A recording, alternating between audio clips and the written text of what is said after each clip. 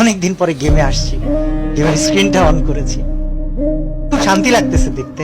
এবং একটা মজার বিষয় কি জানো, একটা সময় মনে হয়তো ভিউ পাইতেই হবে, একটা সময় মনে হয়তো টাকা কামাইতেই হবে, অনেক কিছু করতে হবে।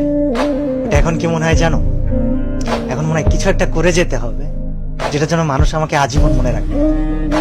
আগে অনেক কিছুতে ভয় পেতাম, আর এখন এখন জাস্ট একটা কথা বলি যে আগে ভয় পেতাম বা কাউকে থামাইতে হলে চিল্লা পাল্লা অনেক কিছু করতাম।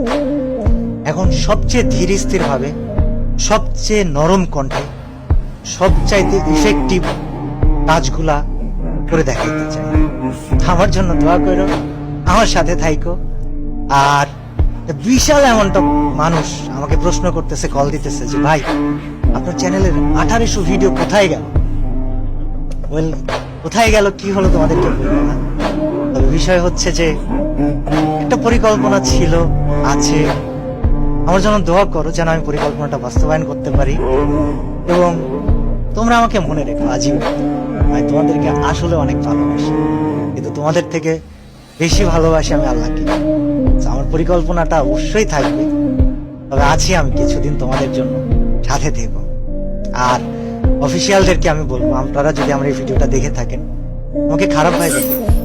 আমি কমিউনিটি, এই গেম, এটা আমার কাছে খুবই ভালোবাসার জায়গা। আপনাদেরকে আমি অনেক সম্মান করি, অনেক রেসপেক্ট করি।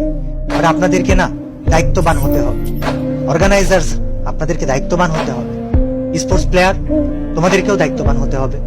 এবং আমি নেতা হতে আসিনি, কিন্তু আমি সবাইকে সাথে নিয়ে কিছু পরিবর্তন করে যাবো ইনশাআল্লাহ।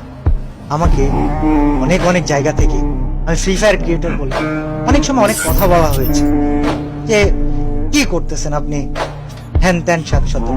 তবে আমি ফ্রি ফায়ারকে সম্মানের জায়গায় রেখে তারপর ইনশাল্লাহ হারাই যেতে চাই। আল্লাহ হাফেজ সবাইকে, আবারও দেখা হবে।